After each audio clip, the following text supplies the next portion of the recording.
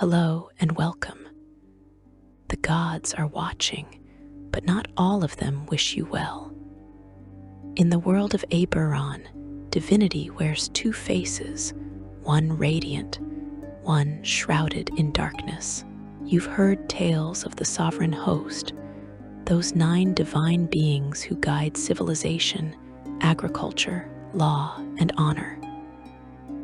But tonight, we turn our attention to their counterparts, their shadows, their exiled kin. The Dark Six, 6 deities cast out, rejected, feared. 6 gods who embody everything the sovereign host supposedly stands against. Yet, here's the question that theologians across Corvair whisper in candlelit chambers. Were they truly cast out? Or have they always been part of a greater whole?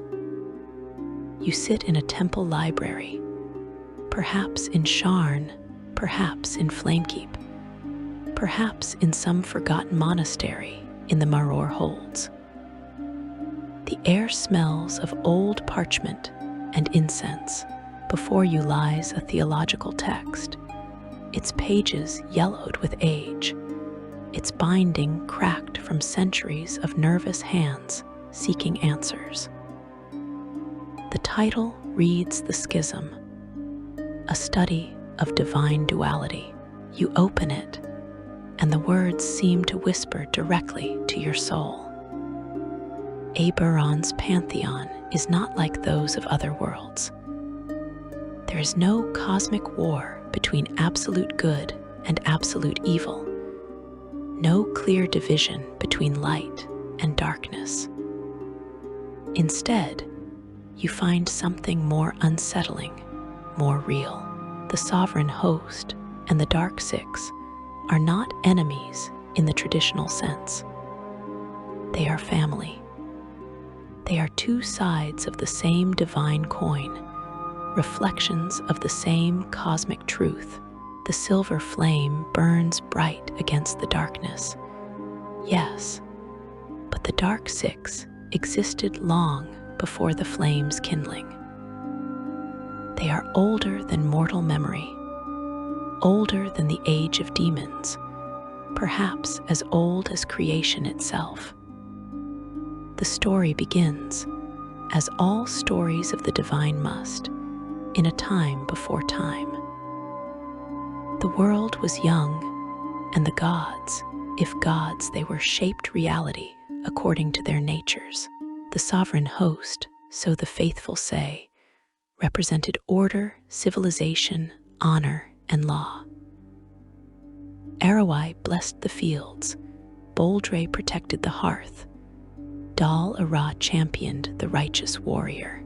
These were deities whose domains aligned with mortal aspirations, with the construction of cities, the establishment of kingdoms, the cultivation of crops. But what of the other forces? What of betrayal, which exists in every heart? What of rage, which courses through every soul when pushed to extremity? What of the hunger of the deep ocean, which cares nothing for your prayers as it swallows ships whole? What of death itself, which comes for saint and sinner alike? These forces needed representation too, not because they were evil, though mortals would label them such, but because they were real. This is where the Dark Six emerge from the mists of theological debate. The mockery, the fury, the devourer, the keeper, the traveler, and the shadow. 6 divine beings whose very names send shivers down the spines of the faithful. You've heard clerics of the sovereign host speak of them in hushed tones, always with warnings, always with fear. They tell you the Dark Six were cast out for their wickedness, exiled for crimes against the cosmic order, banished to dwell in the shadows where their worship is forbidden. But you must ask yourself, can divine beings truly be exiled? Can gods be cast anywhere against their will? Or is this narrative of exile merely a mortal attempt to rationalize the existence of forces they cannot control, aspects of divinity they wish to deny? The Church of the Sovereign Host teaches that the Dark Six were once members of the greater pantheon, divine siblings who turned against their kin. The mockery, they say, was once a god of honorable combat who fell into treachery. The Fury was a goddess of righteous anger who descended into blind rage. The Devourer embodied nature's bounty until twisted into nature's wrath. The Keeper guarded the transition to the afterlife until consumed by greed for souls. The Traveler celebrated change until it became chaos. The Shadow understood magic's mysteries until corrupted by forbidden knowledge. This narrative of fall and exile serves a purpose. It tells the faithful that the Dark Six are aberrations, mistakes, cautionary tales. It creates a clear moral boundary. Worship the Sovereign Host and be righteous. Turn to the Dark Six and be damned. Simple, clean, comforting. But you sense the truth is more complex. You've traveled across Corvair. You've seen the shrines to the Dark Six hidden in alleyways, carved into cave walls, erected in the depths of forests where the church's light doesn't reach. You've met their worshippers, not all of them monsters, not all of them mad. Sailors who pray to the Devourer before each voyage, knowing the sea's power demands respect, not just reverence for Arrowye's gentle reigns. Warriors who acknowledge the mockery's dominion over the battlefield's chaos, understanding that honor alone doesn't guarantee survival. Midwives who whisper prayers to the Keeper, asking him to release his grip on mothers struggling in childbirth. These people aren't evil. They're pragmatic. They recognize that the world contains forces beyond the Sovereign Host's pleasant domains. They understand that divinity isn't just about what mortals want it to be, it's about what is. In the nation of Karnaf, you find a different perspective entirely. Here, the worship of certain Dark Six members isn't forbidden, but integrated into daily life. The Keeper's priests walk openly in Karnaf cities, tending to the dying, managing funeral rites, and yes, even negotiating with the kingdom's infamous undead soldiers. The Church of the Sovereign Host condemns this practice, calling it heresy. But to the people of Karnaf, it's survival. When your nation's army consists partly of skeletal warriors raised from the dead, you need clergy who understand death's domains. You flip through more pages of the theological text. Here's a passage from Archpriest Maldris of Flamekeep, written in the year 894 of Year of the Kingdom. The note reads that this was shortly before the last war began, when King Jarrat still ruled a united Galifar. Maldris wrote, "The Dark Six are the price of free will. The Sovereign Host represents our highest aspirations, but the Dark Six embody the consequences of our failures. They exist because we are imperfect beings in an imperfect world. To deny them is to deny part of ourselves. Heresy, the Church declared. Maldras was stripped of his position and exiled to the shadow marches. But his words lingered, copied in secret, passed from scholar to scholar. Because they rang true, because they acknowledged something fundamental about Eberron's cosmology that the official doctrine refused to address. The Dark Six are not demons. This distinction is crucial. Demons in Eberron are creatures of the age of demons, beings of pure destruction bound within Kyber, the dragon below. The Dark Six, by contrast, are divine forces of the same fundamental nature as the sovereign host. They don't seek the world's annihilation. They seek worship, influence, and the fulfillment of their domains, just like their more acceptable counterparts. Consider Dal-Ra, the sovereign of sun and sacrifice, goddess of honorable combat. Now consider the mockery, god of treachery and violence. Are they truly opposites, or are they complementary aspects of war's totality? Dal-Ra represents the ideal, the shining knight, the noble cause, the heroic sacrifice.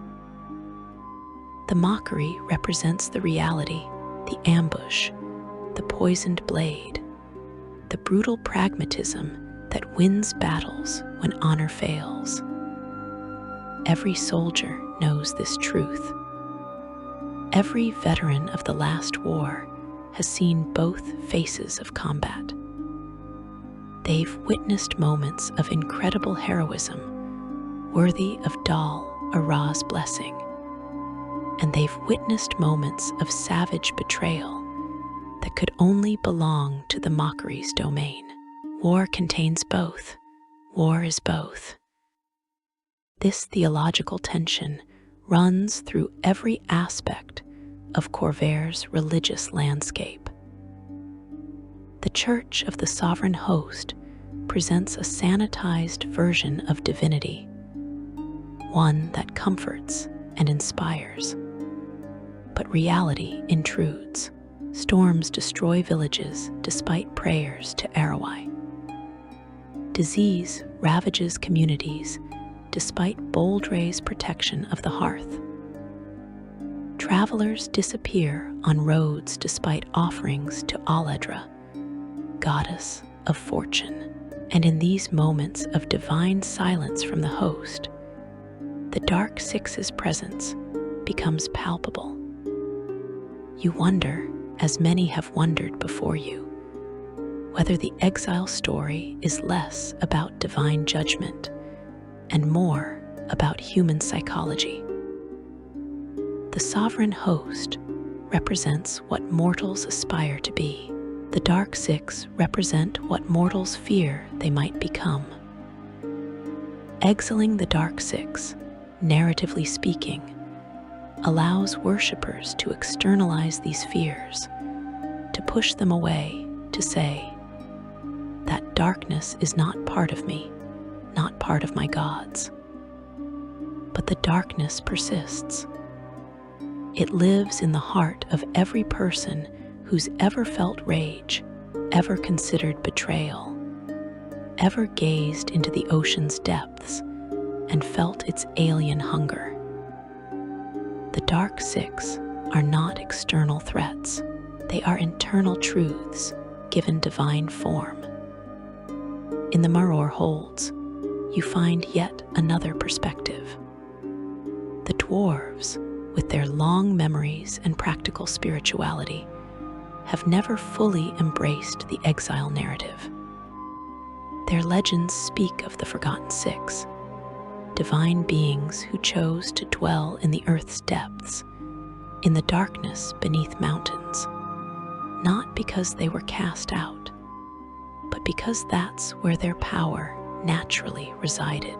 To the dwarves, the distinction between the sovereign host and Dark Six is less about morality and more about elemental association. The host governs the surface world. The Six govern the underworld. Both necessary, both eternal. This dwarven theology offers a compelling alternative to the mainstream church's narrative.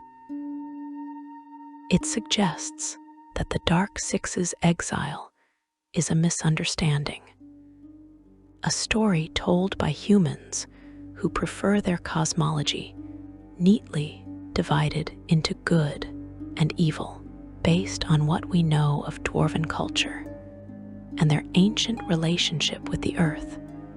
We can assume this perspective predates human religious structures in Corvair. The truth, according to these ancient dwarven texts, could imply that the gods simply exist in different spheres of influence, each fulfilling their role in the cosmic order. You close the theological text and stand, moving to the library's window. Outside, the city, whichever city you've chosen for this contemplation, bustles with life.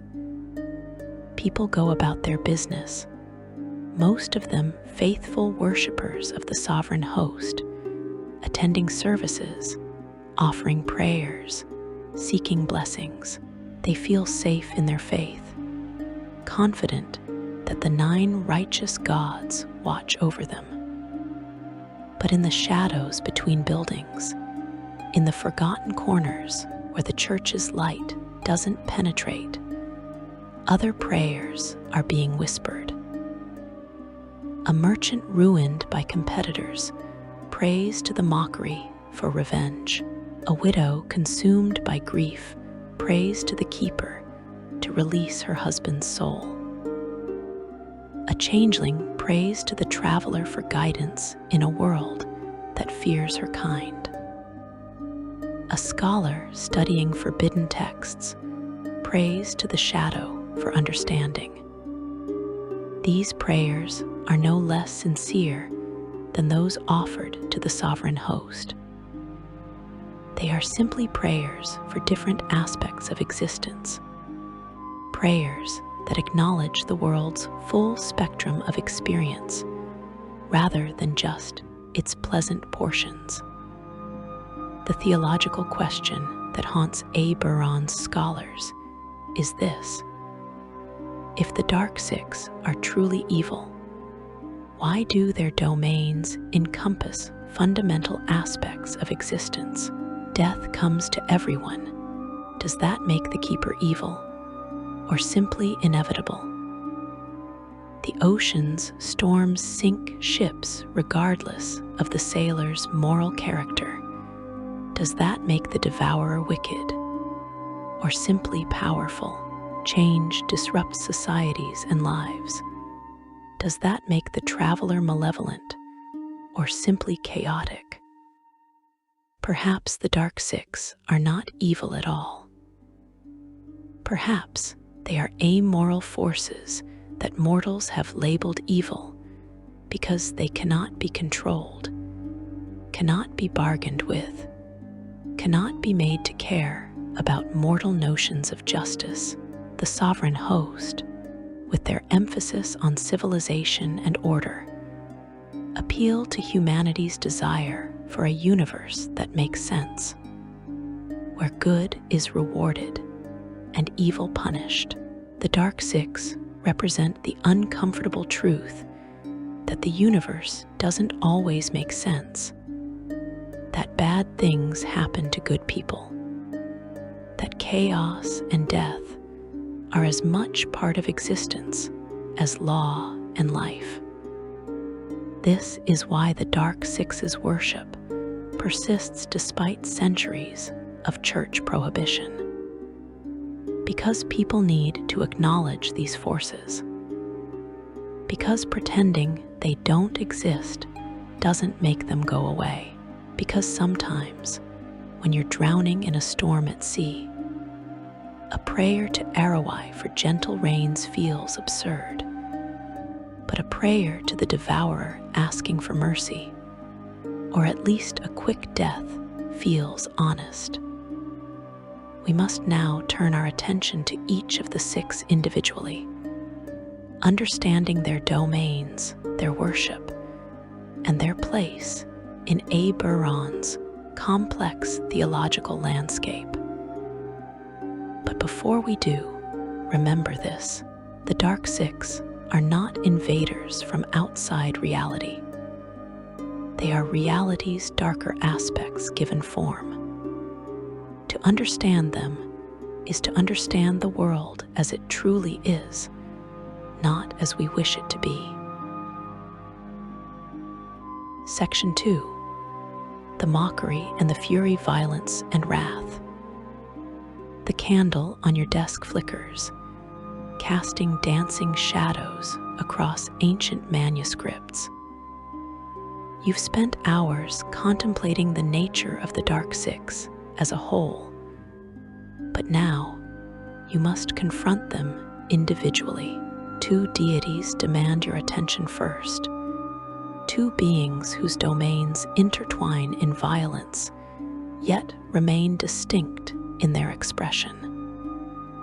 The mockery and the fury, god of treachery and goddess of wrath, siblings in chaos, partners in destruction, yet fundamentally different in their relationship with morality. You begin with the mockery because his influence touches every battlefield, every betrayal, every moment when honor gives way to survival. The official texts of the sovereign host describe him as the fallen warrior god, once a champion of honorable combat who descended into treachery and deceit. They say he was cast out for teaching mortals the arts of assassination, ambush, and betrayal. They paint him as evil incarnate, the antithesis of everything Dal Ara represents. But you've spoken with veterans. You've listened to soldiers who survived the last war by doing things they'd rather forget. They tell a different story about the mockery. They don't speak of him as evil. They speak of him as honest, brutally, terribly honest about what war actually is. Dal Ara may bless the knight who charges into battle with banner raised, who fights with honor and offers mercy to defeated foes. That's the ideal. That's what songs are written about, what parents tell their children when they want them to believe in heroes. But the mockery governs what happens when the night falls, when the banner is trampled in mud, when mercy means death, and honor becomes a luxury no one can afford. In the trenches of the last war, during that conflict that lasted over a century and tore Galifar apart, soldiers learned the mockery's lessons, whether they intended to or not. You might have been one of them. If you served in Sire before it became the Mornland, or fought in Thrain's armies, or defended Carnaf's borders, you witnessed his domain firsthand. The ambush that wiped out your company, the spy who sold your position to the enemy, the desperate hand-to-hand combat in darkness where there was no room for nobility. Only the knife finding flesh before flesh found you. The mockery's worship exists in gray spaces, in places where the church of the sovereign host cannot penetrate. You find his shrines in military camps, hidden among supply tents, marked with crude symbols scratched into wood or stone. The soldiers who pray there aren't evil men and women. They're frightened people who understand that war's reality differs from war's rhetoric. They pray to the mockery not because they celebrate treachery, but because they acknowledge its existence and its power. His primary symbol is a broken bone or shattered weapon, representing both the violence he embodies and the breaking of codes and oaths. You've seen these symbols carved into trees at crossroads, painted in blood on cave walls, etched into the hilts of daggers carried by those who operate in society's shadows. Assassins, spies, thieves, yes, these are among his worshippers.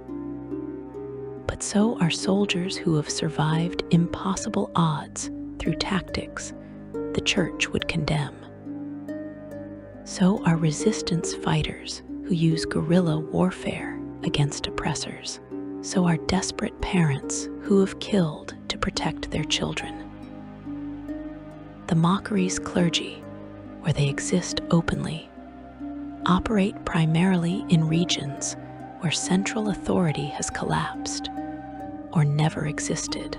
In the Shadow Marches, that vast wetland on Corvair's western edge, you find communities that never fully accepted the sovereign host's dominance. Here, priests of the mockery conduct rituals that would be considered heretical in Thrain or Aundair. They teach young warriors not just how to fight, but how to survive. The difference is crucial. Fighting with honor is glorious. Surviving by any means necessary is pragmatic. These priests don't preach evil. They preach reality. They teach that the warrior who fights fairly against an unfair opponent is a dead warrior. They teach that sometimes survival requires betrayal. That sometimes the only way to protect what you love is to do things you hate. This is uncomfortable theology. Theology that makes church officials in Flamekeep uncomfortable, because it undermines their narrative of clear moral lines. During the last war, the mockery's influence grew tremendously. How could it not? Over a century of conflict, nations destroying each other, families torn apart, ideals crumbling under the weight of endless violence, the war needed the mockery's portfolio. Honor became a luxury. Treachery became strategy. Every nation employed spies, assassins, and saboteurs. Every army used ambushes and surprise attacks. The sovereign host's faithful prayed for victory. But the mockery's faithful understood that victory would be won in shadows, not in glorious charges. You recall stories from the war's history, tales passed down by veterans in taverns and around campfires, incidents of betrayal and brutal pragmatism that shaped the conflict's course. Siren agents who attempted strikes deep into enemy territory, hoping their actions might turn the tide. Brelish forces defending critical positions through whatever means necessary. Tactics that kept them alive when conventional warfare would have seen them slaughtered. These weren't aberrations. These were the war's reality. And the mockery's domain encompasses this tension between survival and honor. His worship intensified in military units that specialized in unconventional warfare.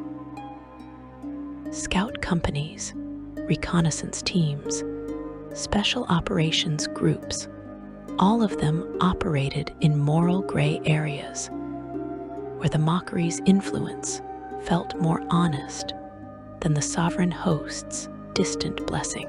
These soldiers developed their own rituals, their own prayers. before dangerous missions, they would gather in darkness and whisper the mockery's name, asking not for honor or glory, but simply for the chance to go home alive. The church tried to suppress these practices, of course. Chaplains in the armies preached against the mockery's temptation, warning that prayers to him would corrupt souls beyond redemption. But the warnings rang hollow when those same chaplains stayed safe in camps while soldiers died in mud. The mockery didn't promise righteousness. He promised results. And in war, results matter more than principles. Now we turn to the Fury, the mockery's sister in violence, yet distinct in her expression. Where the mockery represents calculated treachery, the Fury embodies raw, uncontrolled rage. She is passion without restraint, anger without limit, destruction for its own sake. The Church of the Sovereign Host teaches that she was once a goddess of righteous anger, the divine force that punished wrongdoing and defended the innocent. They say she fell when her anger became uncontrollable, when she stopped distinguishing between just wrath and mindless fury. But you sense, as with the mockery, that this narrative simplifies a more complex truth. The Fury doesn't represent anger that has gone wrong. She represents anger in its purest, most honest form.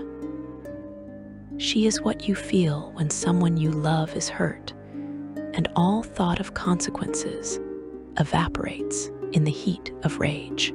She is the storm of emotion that overtakes reason. The moment when your hands move before your mind can restrain them. The scream that tears from your throat when pain becomes unbearable. The Fury's domains extend beyond personal rage to encompass natural disasters and catastrophic destruction.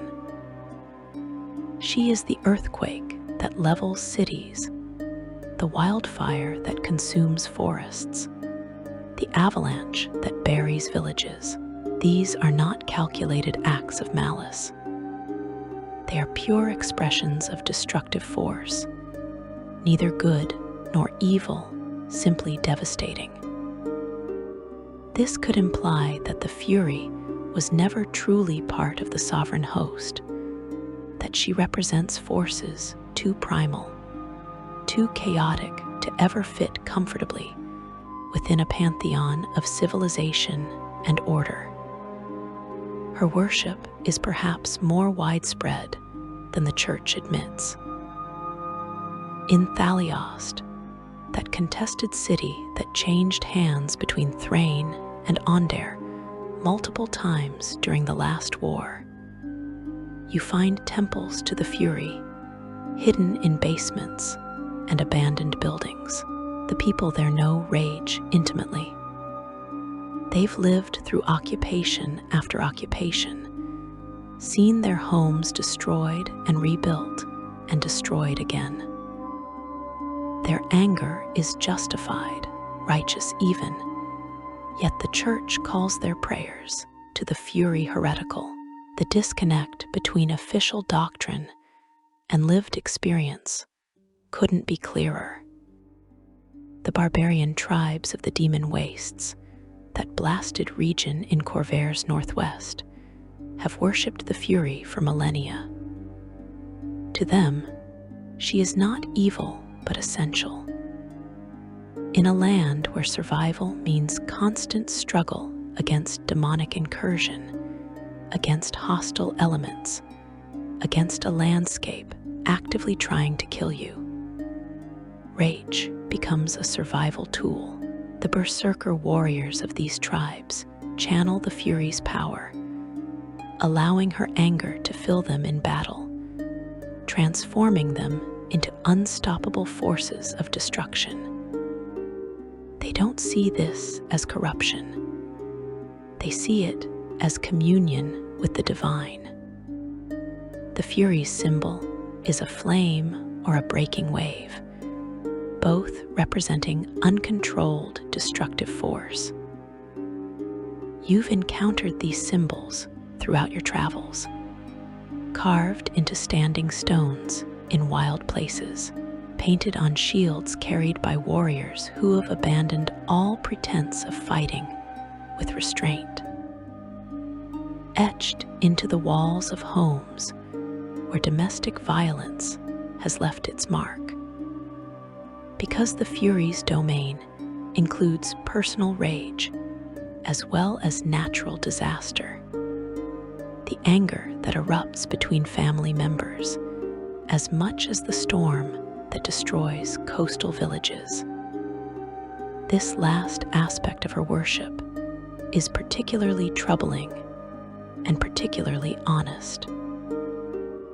The Church wants to pretend that righteous anger exists separately from destructive rage, that Dal Ara's battle fury is fundamentally different from the Fury's mindless violence. But anyone who's felt real anger knows the truth.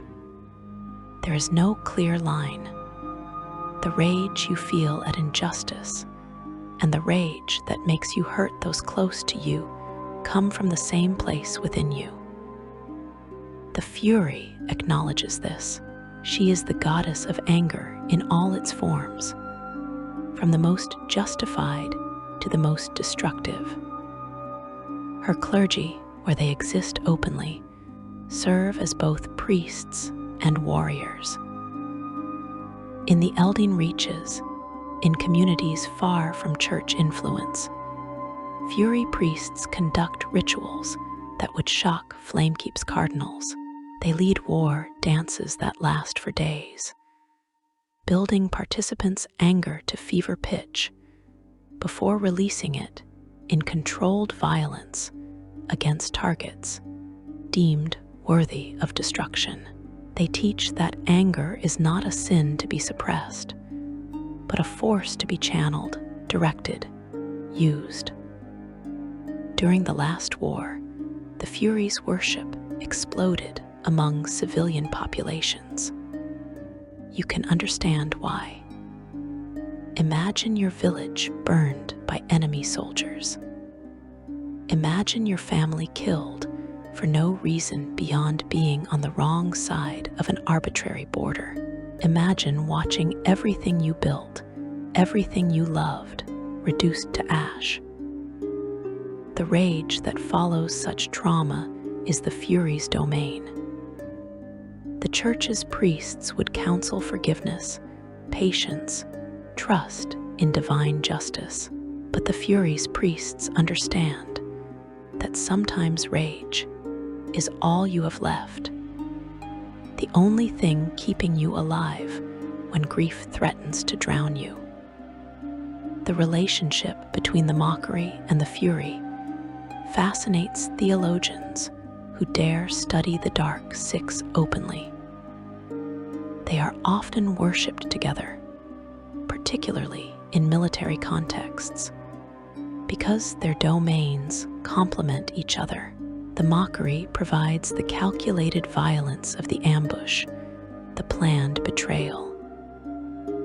The Fury provides the explosive rage of the berserker, the unstoppable assault. Together, they encompass war's full spectrum, from cold assassination to hot fury. Some cults worship all 6 members of the Dark Six together, seeing them as a unified pantheon separate from the sovereign host. These cults are rare and heavily persecuted by the Church, but they exist. You might have encountered them in your travels. Hidden temples where all 6 deities receive prayers, where worshippers argue that the Dark Six represent a more honest approach to divinity than the sovereign host's sanitized version. They point out that the mockery and fury together account for most of what actually happens in warfare. While Dal Ara's honorable combat represents an ideal rarely achieved in practice. In Sharn, the city of towers, you find evidence of the mockery and fury's influence in every district. In the upper wards, where wealthy merchants conduct business, the mockery's presence lingers in boardrooms where fortunes are made and lost through deals that skirt legality.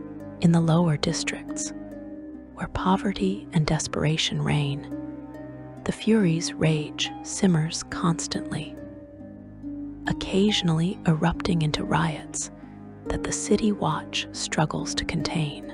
Both deities thrive in urban environments because cities concentrate human passion, greed, anger, ambition, rage into small spaces where these emotions intensify.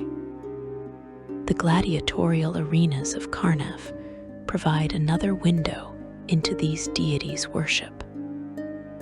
Before the last war, gladiatorial combat was entertainment. During the war, it became ritualized violence, a way for traumatized soldiers to process their experiences. The fighters in these arenas often pray to both the mockery and the fury. They ask the mockery for cunning, for the ability to read opponents and exploit weaknesses.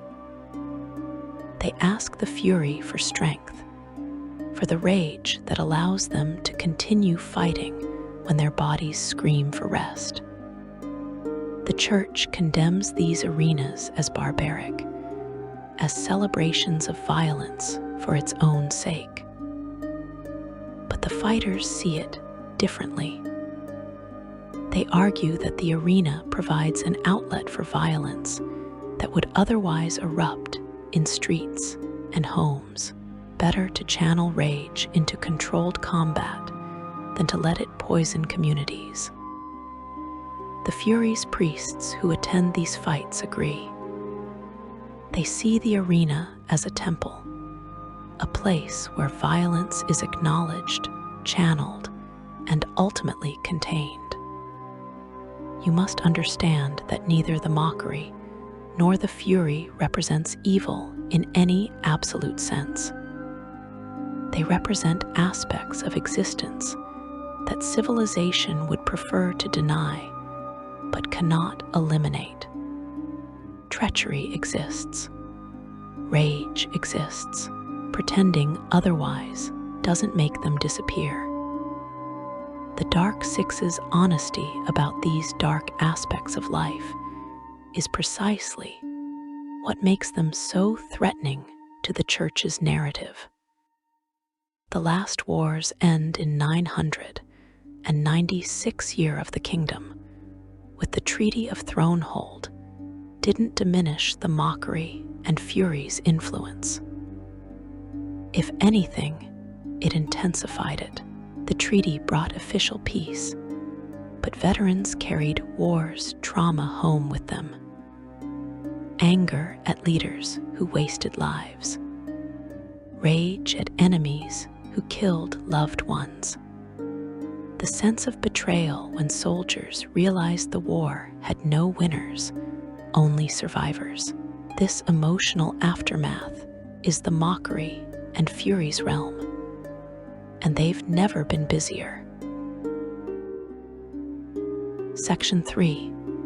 The Devourer and the Keeper, Nature's Cruelty and Death's Grip. Your journey through the Dark Six continues, moving from the violence of the mockery and fury to forces even more fundamental, even more inevitable. Two deities whose domains touch every mortal life, whether acknowledged or denied. The Devourer, lord of nature's destructive power.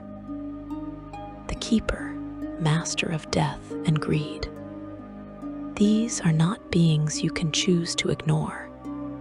The ocean doesn't care whether you pray to Arawai or the Devourer. It will swallow your ship either way.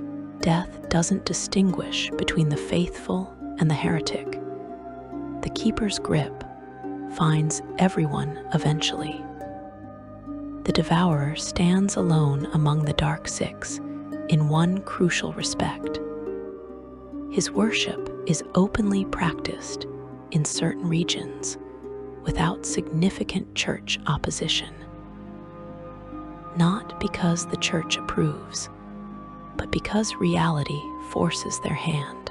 You cannot forbid sailors from acknowledging the ocean's power. You cannot demand that coastal communities pretend the sea is gentle and kind when every family has lost someone to its depths. The Devourer's existence is too obvious, too immediate, too undeniable for theological debate to matter.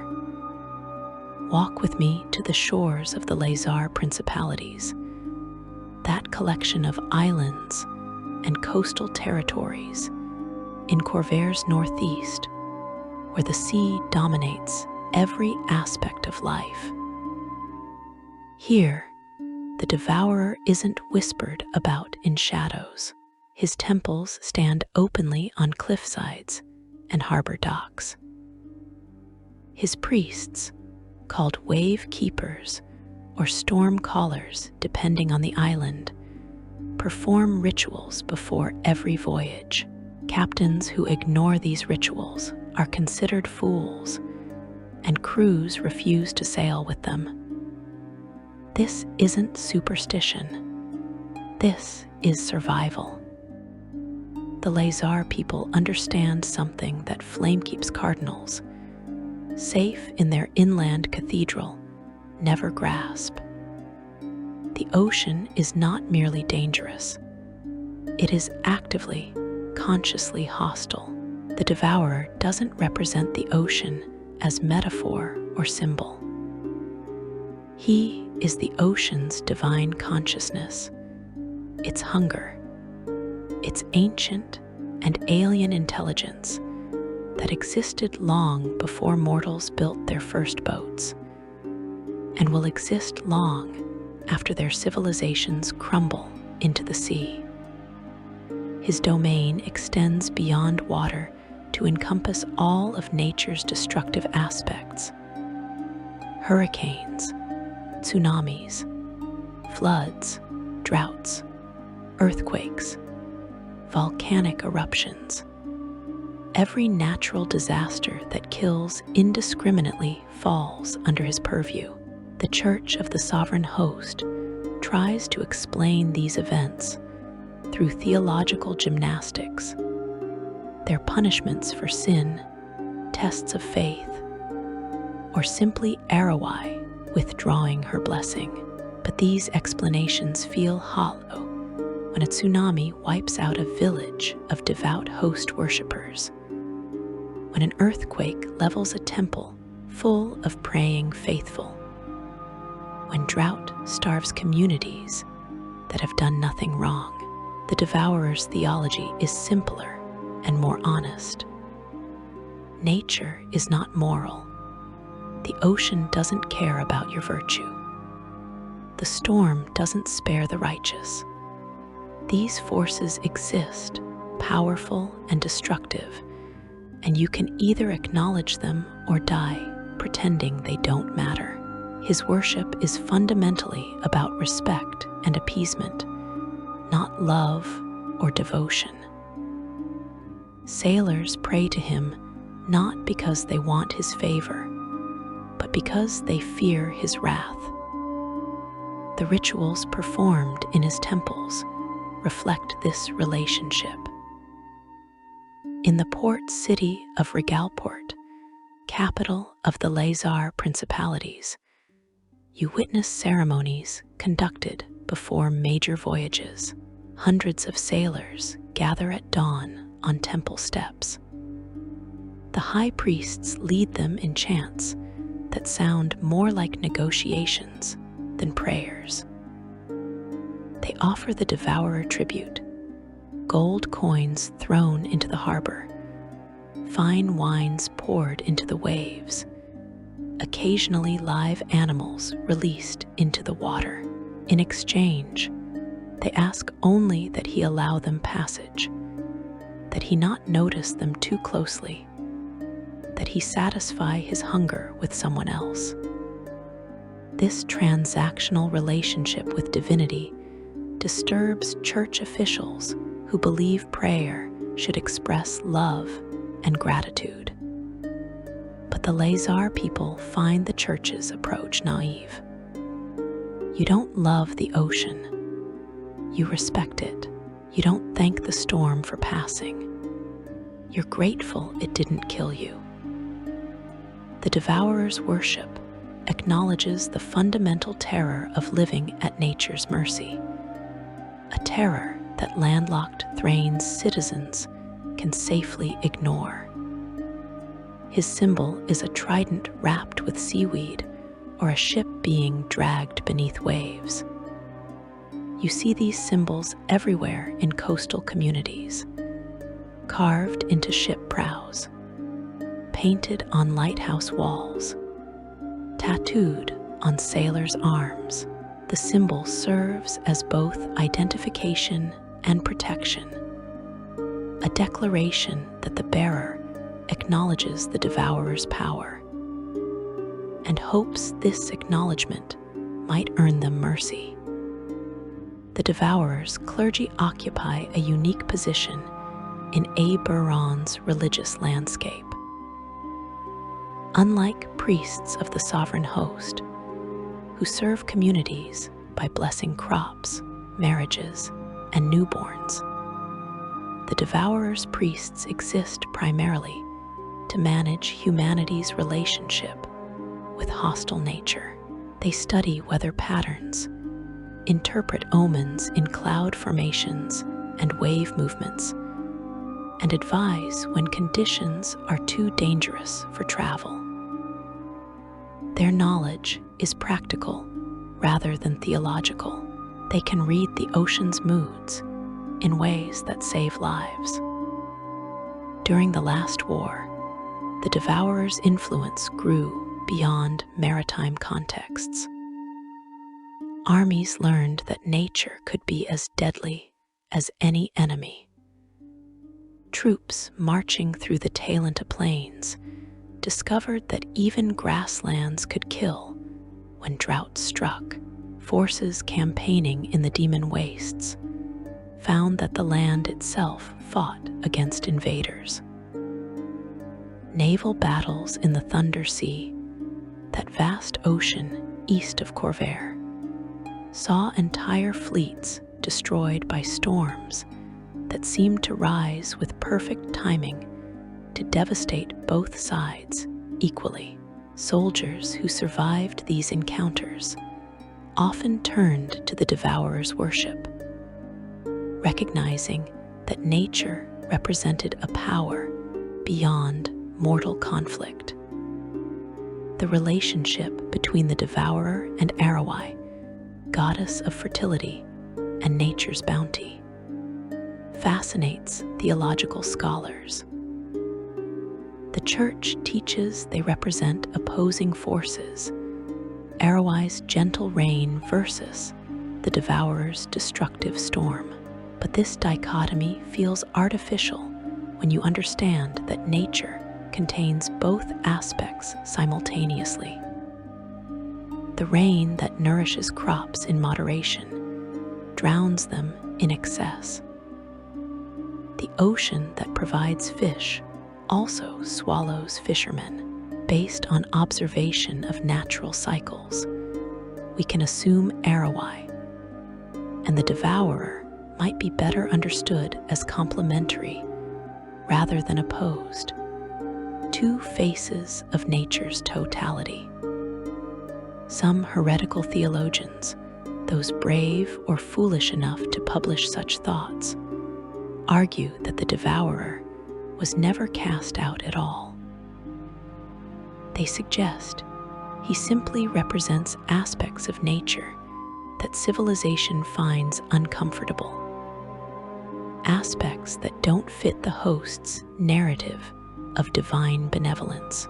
In this interpretation, the devourer's exile is a social construct rather than cosmic reality, a way for agricultural societies to separate the nature they control from the nature that terrifies them.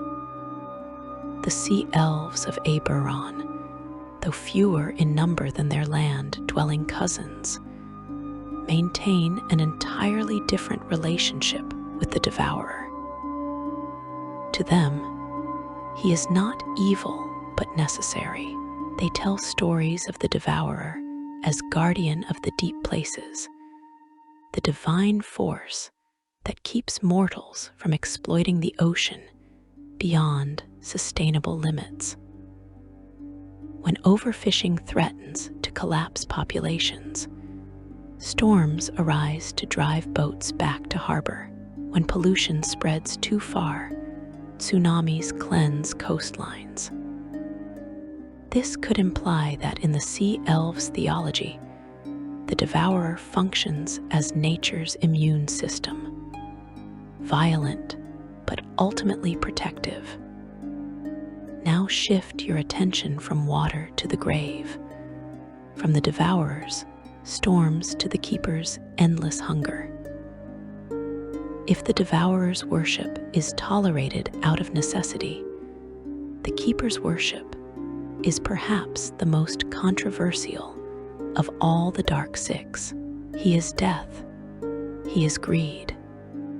He is the refusal to let go, the hoarding of souls, the transformation of natural endings into eternal imprisonment.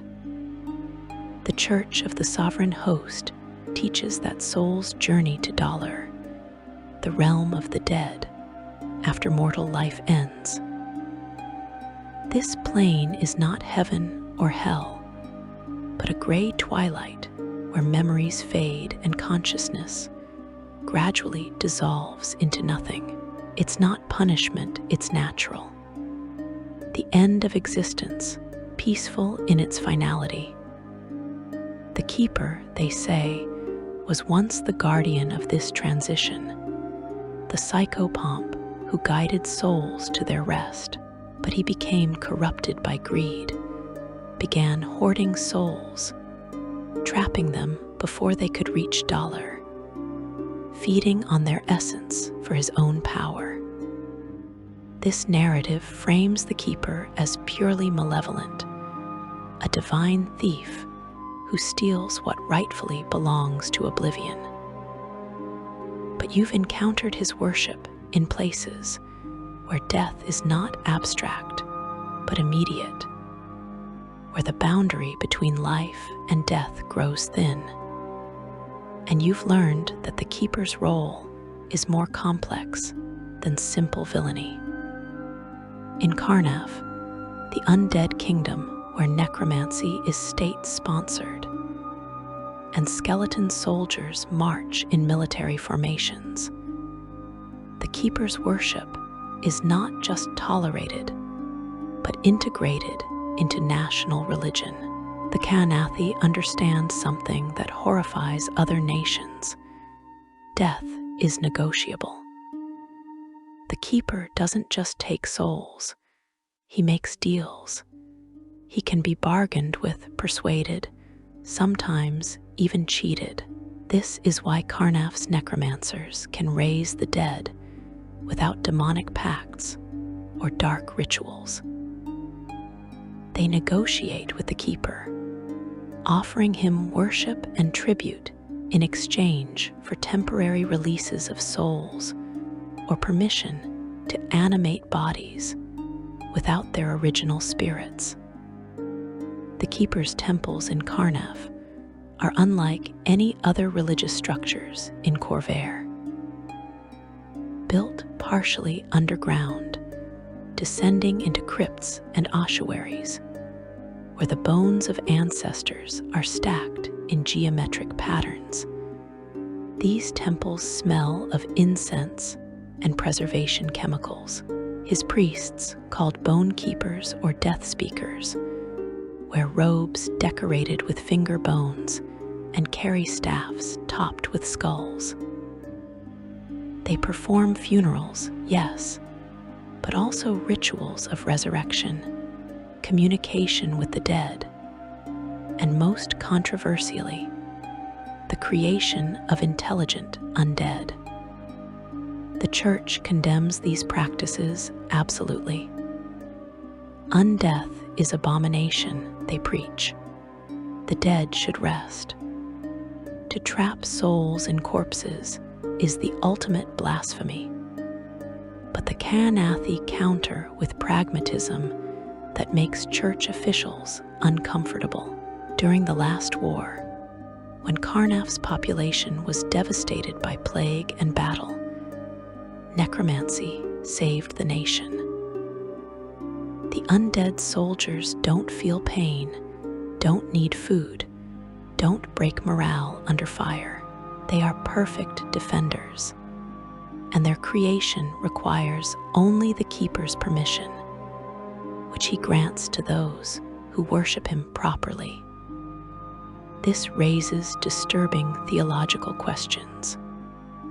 If the keeper can grant life, or something resembling life, does that make him a creator god? If he controls access to death and undeath both, does that make him more powerful than the sovereign host admits? The Church refuses to engage with these questions, dismissing them as heretical speculation. But the questions persist, particularly in regions where the keeper's influence is undeniable. His symbol is a dragon shard or a sealed coffin, representing both his greed and his dominion over death. You encounter these symbols in unexpected places, carved into gravestones in cities far from Karnaf, worn as amulets by midwives who pray for safe deliveries, painted on the doors of plague houses where families quarantine the sick. The keeper's presence extends far beyond his formal worship because death touches everyone, and those facing mortality often turn to the one God who claims dominion over it. The keeper's greed aspect is often misunderstood by those who don't study him closely. The Church portrays this greed as simple avarice, a desire to accumulate souls like a miser hoards gold, but the theological reality appears more nuanced. The keeper's greed could imply a refusal to accept loss, an unwillingness to let anything truly end. In this interpretation, he represents humanity's desperate clinging to life, our terror of oblivion, our bargaining with death when it comes for us, or those we love. His worship exists in shadows throughout Corvair, even in nations that officially forbid it. You find his shrines in graveyards, hidden among mausoleums where mourners who cannot accept loss leave offerings. Gold coins, jewelry, precious items. The keeper demands tribute, and the desperate pay it. They whisper prayers asking him to release loved ones from his grasp, to ease the dying's transition, or sometimes, shamefully, to take someone else instead. During the last war, the keeper's prominence exploded. How could it not? A conflict that lasted over a century, that killed millions, that left entire regions depopulated. Death became the defining experience of multiple generations.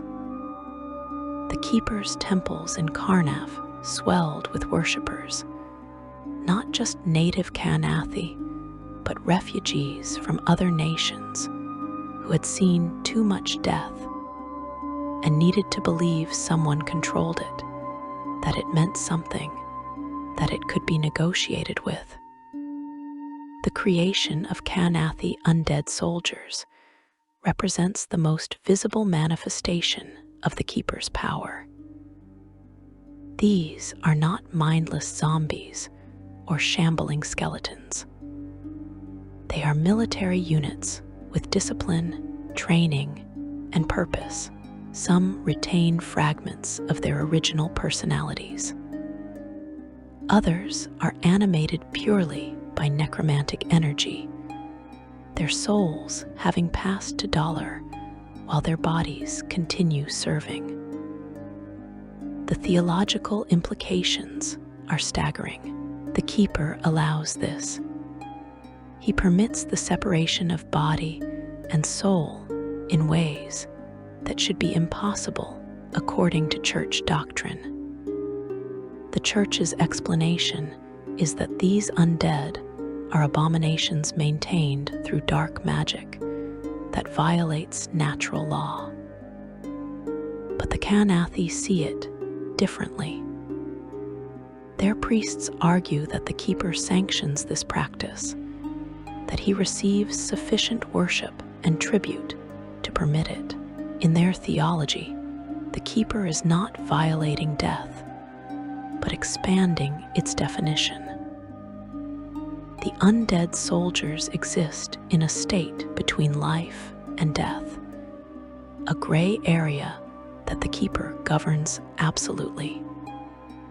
Some scholars who study the Keeper note parallels between his domain and certain economic principles. Greed, after all, is simply the refusal to let resources flow naturally. A miser hoards gold that should circulate through the economy. The Keeper hoards souls that should pass to Dollar. Both represent interruptions in natural cycles, attempts to accumulate and control what should be released.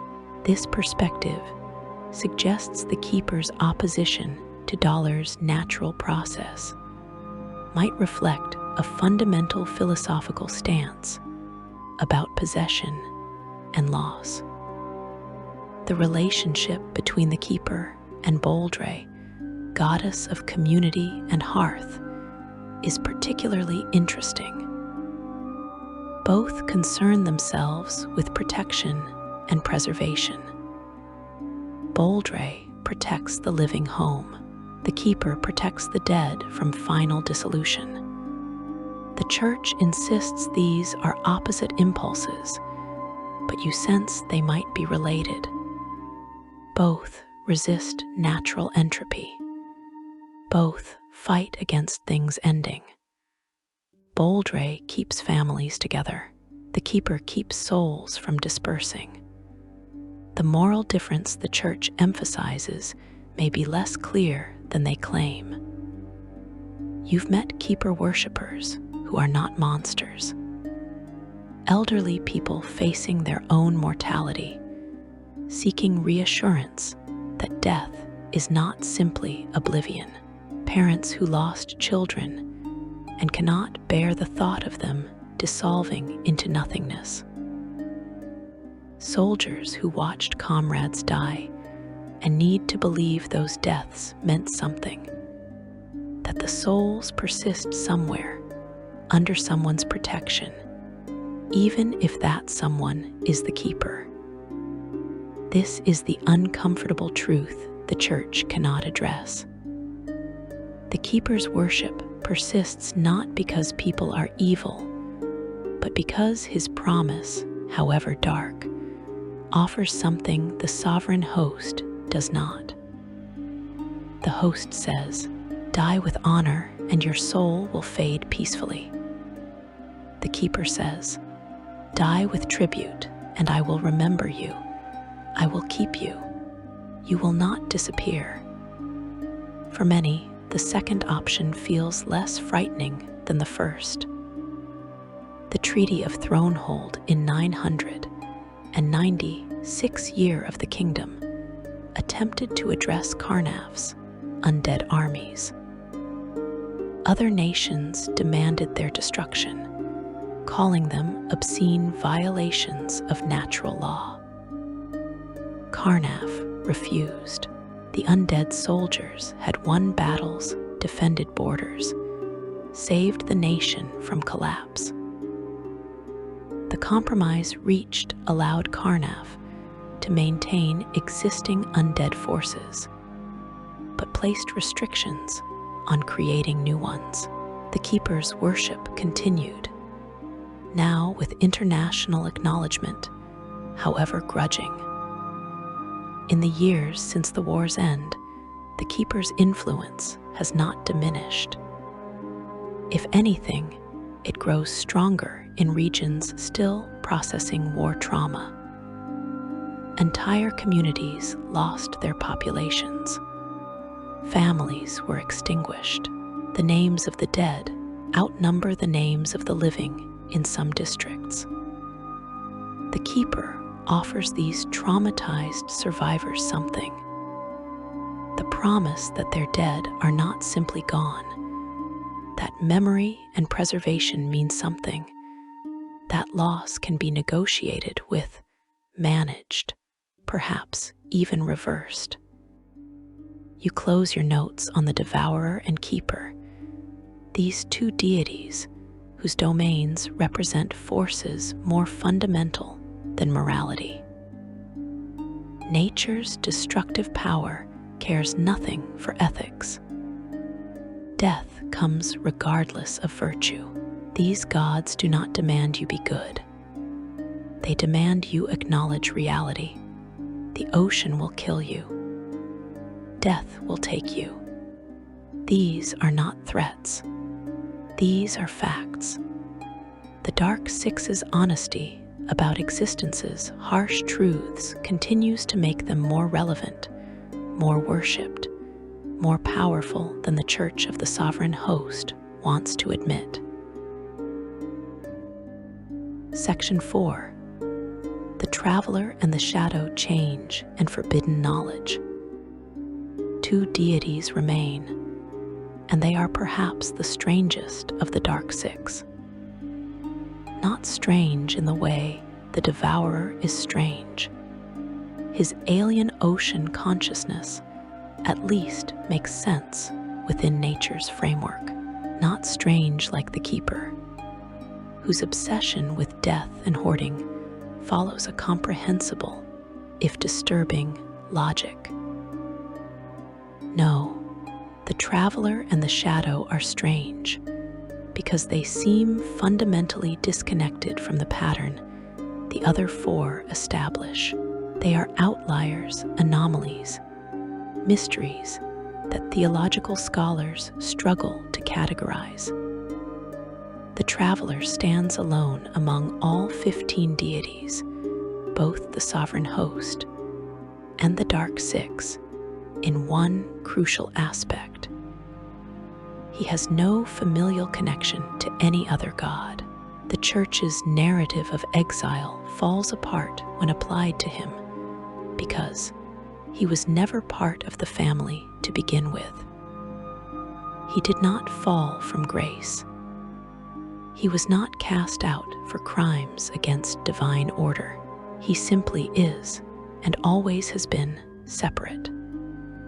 The sovereign of chaos and change, they call him. Some lands know him as the giver of gifts, though a famous proverb warns to beware the gifts of the traveler. You've encountered his worship in unexpected places, not in temples or organized congregations. The traveler has little use for such structures. His shrines appear and disappear like their patron, existing for a day or a week before their worshippers move on. A small altar in an alley where none existed yesterday. Offerings left at crossroads that vanish by morning. symbols chalked on walls that change when you look away. The traveler's presence is transient, elusive, impossible to pin down. He is, according to legend, the only deity who walks the face of Eberron in physical form. But he does so in disguise, wearing 1,000 different faces, never revealing his true nature.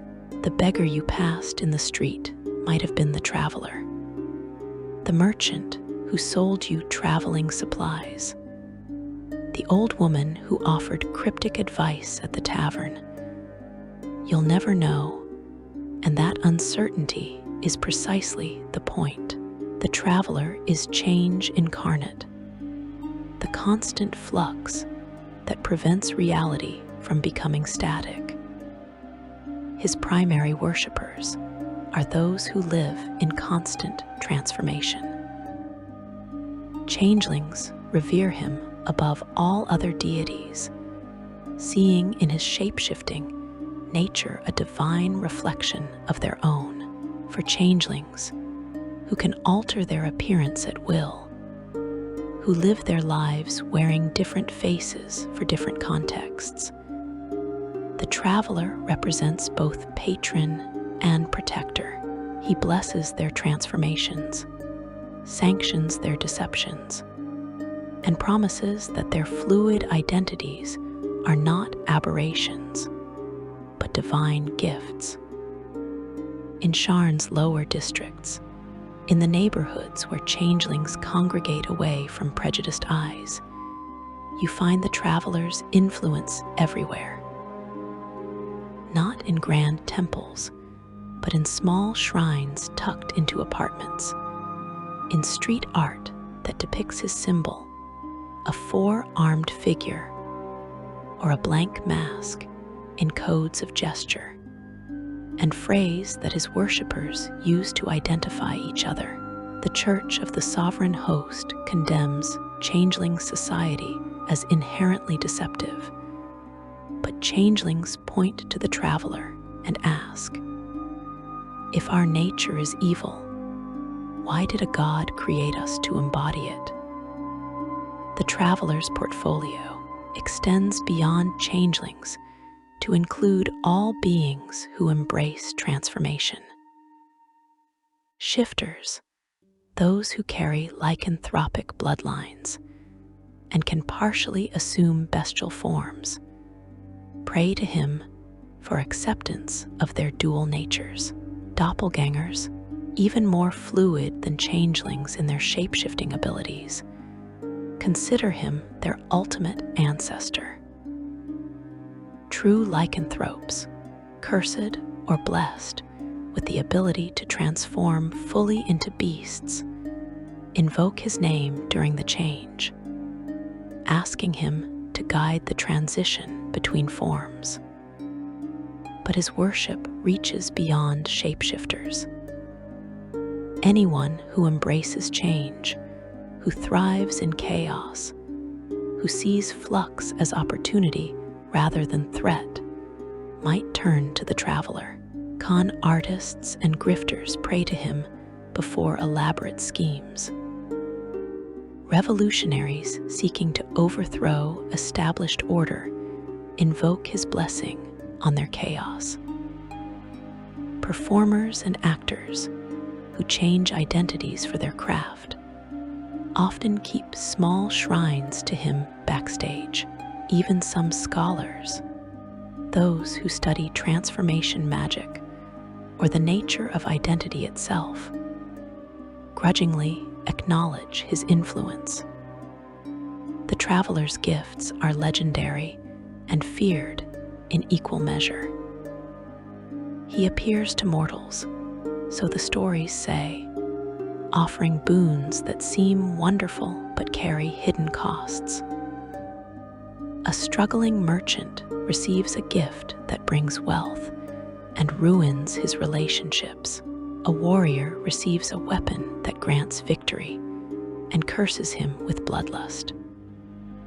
A lover receives a charm that wins their beloved's heart and traps them both in obsession.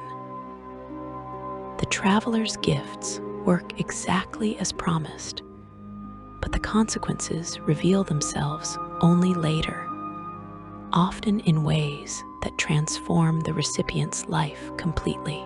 This could imply that his gifts are not curses, but lessons, forcing recipients to understand that all change carries cost, that transformation is never without sacrifice. His clergy, where they exist, are as transient as their God.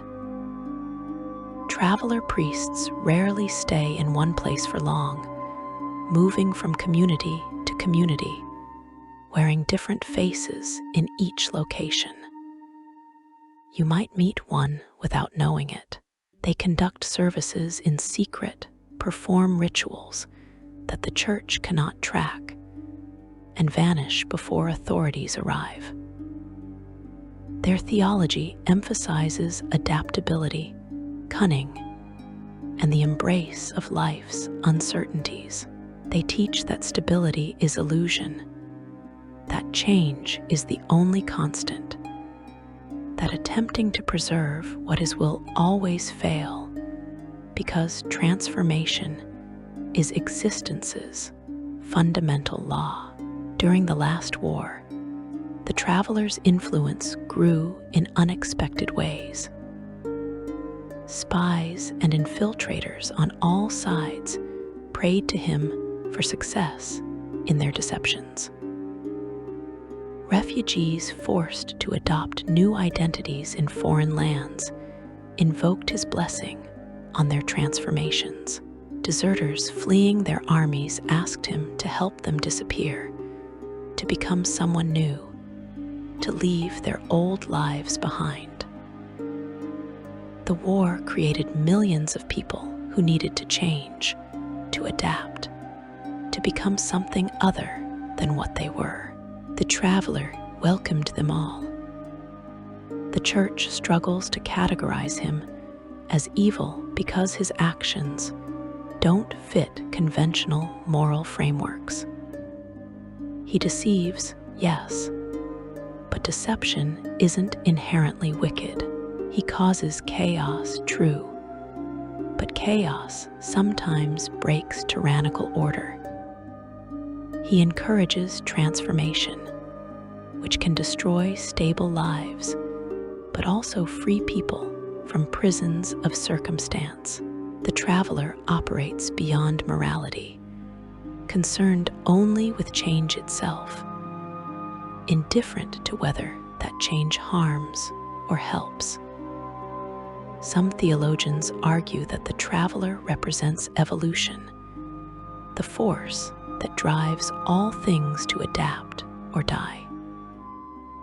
In this interpretation, his worship is not about embracing evil, but acknowledging that nothing remains static, that survival demands constant change. The church preaches stability, tradition, preserved order. The traveler preaches the opposite. Both cannot be right, yet both describe aspects of reality that demonstrably exist. His relationship with the other Dark Six is minimal. He doesn't participate in cults that worship all six together. His clergy rarely coordinate with priests of the mockery or fury. This reinforces the sense that he exists apart, pursuing his own agenda that may not align with the other's goals. Based on what we know of his independent origin, we can assume the traveler was grouped with the Dark Six, not because he shares their supposed exile, but because the church needed to categorize him somewhere, and he certainly didn't fit with the sovereign host's emphasis on order and stability. Now turn your attention to the shadow and prepare yourself for theology that ventures into truly dark territory. If the traveler exists outside the family of gods, the shadow exists as a parasitic fragment torn from one of its members. He is not simply Orion's opposite or enemy. He is literally Orion's shadow, the darkness cast by the god of law and knowledge, which somehow achieved independent existence and divine power. The story goes that Orion, the sovereign of law and lore, sought ultimate arcane knowledge. The price for this knowledge was steep. His own shadow would gain sentience, would become a god in its own right, would forever stand as the dark reflection of everything Orion represents. Whether this transaction was voluntary or inevitable remains debated among scholars, but the result is undeniable. The shadow exists, and its existence is the cosmic consequence of arcane mastery. Think about what this means. The shadow is not evil that opposes good. It is the unavoidable cost of knowledge, the darkness that accompanies enlightenment, the corruption inherent in power. Orion represents the best of what magic can be: structured, lawful, used for civilization's advancement. The shadow represents what magic inevitably becomes when pushed too far: corrupting, ambition-driven, destructive of natural order. You cannot have one without the other. Legend says that if Orion and his shadow were ever reunited, the age of civilized peoples would end. This suggests their separation maintains reality's balance, however precarious. The shadow's domains encompass arcane magic, corruption, ambition, darkness, and duality. He is the patron of every wizard who has sacrificed ethics for power, every sorcerer who has let magical talent justify cruelty, every artificer who has created weapons of mass destruction. Evil spellcasters throughout Corvair and beyond conduct rituals in his name, seeking his blessing for dark magic that the scholarly community officially condemns. His worship is most prominent in Droam, that nation of monsters west of Breland, where creatures traditionally considered evil have established their own civilization. Here, Medusas worship him as their progenitor. He created their race, so the legends claim. Here, harpies and gnolls and other beings that humanity fears invoke his name openly. The shadow's temples in Droam are architectural nightmares, structures that seem to absorb light, where shadows move independently of their sources, where the boundaries between darkness and substance blur. But his worship extends far beyond Droam's borders. In every major city, in universities and arcane academies, students hungry for knowledge whisper prayers to the shadow when they attempt spells beyond their skill level. In towers and laboratories, researchers pushing magical boundaries acknowledge that their work carries the shadow's taint. You cannot pursue power without ambition. You cannot seek forbidden knowledge without corruption. The shadow embodies these truths, and mages who pretend otherwise are lying to themselves. His symbol varies, but often appears as a literal shadow, sometimes depicted as a shadow dragon. You find these symbols hidden in spell books, carved into the bases of statues, in magical institutions. Tattooed on the bodies of wizards who have crossed ethical lines they can never uncross. The shadow's mark is a confession and a commitment, acknowledgement that the bearer has embraced magic's darker aspects in pursuit of power. The shadow's clergy are often dual practitioners, trained in both arcane and divine magic.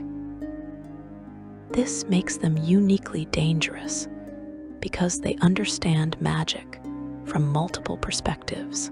They conduct rituals that blend arcane formulas with religious devotion, creating effects that neither wizards nor clerics alone can achieve.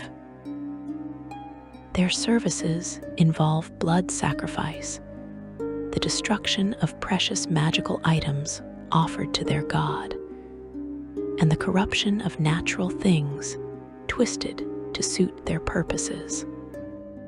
During the last war, the shadow's influence manifested in magical escalation that horrified even hardened soldiers.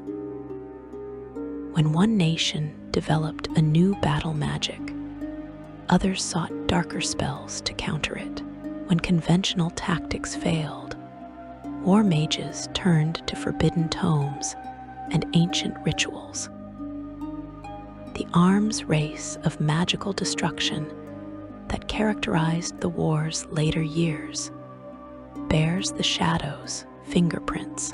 Each nation told itself it pursued arcane advancement for righteous reasons, but the shadow knows the truth. Ambition drives all magic use beyond the merely practical. The desire for power, for knowledge, for capability beyond what nature allows, these are his domains. And the war fed them endlessly. The morning itself, that cataclysm that destroyed Sire in 994 year of the kingdom, remains unexplained. No one knows what caused it. Magical experiment gone wrong. Weapon that exceeded its creator's control. Curse or divine punishment. The church blames the shadow for it, claiming it represents the ultimate expression of corrupted magic. Whether this is true or simply convenient scapegoating cannot be verified, but the accusation reflects deeper fears. If the mourning was caused by magic, and magic pursued beyond restraint belongs to the shadow's domain, then he may have had the last word in the last war. The relationship between Orion and the shadow fascinates and terrifies theological scholars. They are not enemies in any simple sense. They are two halves of a sundered whole, forever seeking reunion that would destroy the world as mortals know it. Orion represents knowledge structured by law and ethics. The shadow represents knowledge freed from all restraint. Both are necessary for magic to exist. Pure Orion would produce a sterile, static magical tradition that never advanced. Pure shadow would produce chaos and corruption that destroyed civilization. The separation between them, painful as it is, maintains magical practices' possibility. Some heretical mages argue that the shadow is not evil, but honest. Magic is inherently corrupting. This is simply fact. Every spell that reshapes reality according to mortal will is an act of hubris. Every enchantment that changes minds violates free will. Every necromantic ritual disturbs death's natural process. The sovereign host's mages pretend their magic is clean and righteous. But the Shadow's followers acknowledge that all magic carries moral cost. In this interpretation, the Shadow doesn't corrupt mages. He simply reveals the corruption already present in magical practice. His ambition aspect deserves particular attention. The Shadow is not the god of content scholars who study within comfortable limits. He is the god of those who want more power, more knowledge, more capability. This ambition drives magical advancement. Every major arcane breakthrough came from someone who refused to accept existing limitations, who pushed beyond what their teachers said was possible. The Shadow blesses this ambition because it serves his purposes. Whether those purposes align with mortal well-being is irrelevant to him. You've perhaps felt his influence yourself if you've ever studied magic. That moment when a spell almost works, when you sense that pushing just a little harder would achieve the effect, when the temptation to exceed safe limits whispers in your mind, that's the Shadow. Every mage faces this temptation. Most resist, some don't. Those who don't become his most devoted followers, not through deliberate worship, but through accumulated choices that prioritize power over ethics. The Shadow's duality domain is particularly unsettling because it suggests he might be self-aware in ways other gods are not. He knows he is Orion's shadow. He knows he represents the dark half of a divided whole. This knowledge shapes his theology. His priests teach that all things contain shadows, that light creates darkness by its very existence, that every virtue carries a corresponding vice. They argue that the sovereign host's attempt to embody pure virtue is cosmically impossible, that the Dark Six exist necessarily as the shadows cast by the host's light. In this theology, the Shadow is the most honest god because he acknowledges what he is without pretense. He doesn't claim to represent righteousness or justify his corruption with noble goals. He is darkness, ambition, the price of knowledge. He offers power to those who accept these terms. The honesty is almost refreshing compared to deities who wrap their demands in moralistic language. The Treaty of Thronehold in 996 year of the kingdom included no provisions about the Shadow, because how do you legislate against ambition or forbid the pursuit of knowledge? The nations agreed to limit certain magical weapons, yes, but the impulse that creates such weapons, the Shadow's domain, cannot be restricted by treaty. In the post-war period, his worship has likely grown as surviving mages process what their magical escalation accomplished. Some embrace him fully, accepting that they were always his servants, whether they admitted it or not. Others struggle with the realization that their wartime research, conducted for righteous reasons, still fed his power. The Traveler and the Shadow represent the Dark Six's strangest members, because neither fits comfortably in the exile narrative.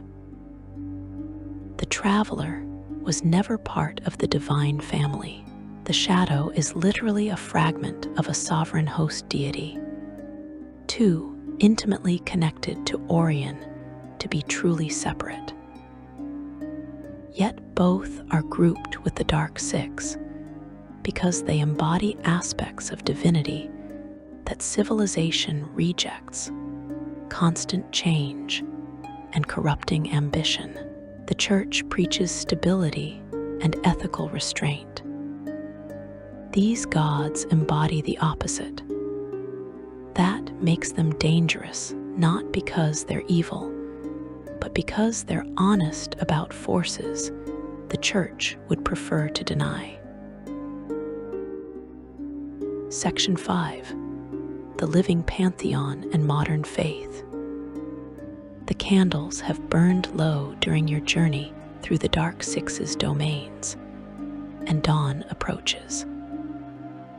But before you close these texts and return to the world where the sovereign host's faithful pretend these six gods don't matter, you must understand how the Dark Six function in contemporary Eberron, not as ancient history or theological abstraction, but as living forces that shape your world right now, today, in ways both obvious and subtle. The Treaty of Thronehold, signed in 996 year of the kingdom, officially ended the last war. The treaty established new national boundaries, recognized the independence of former territories, and attempted to create a framework for lasting peace. But it did nothing to address the spiritual devastation that over a century of conflict wrought. Soldiers returned home changed, carrying trauma that no treaty could heal.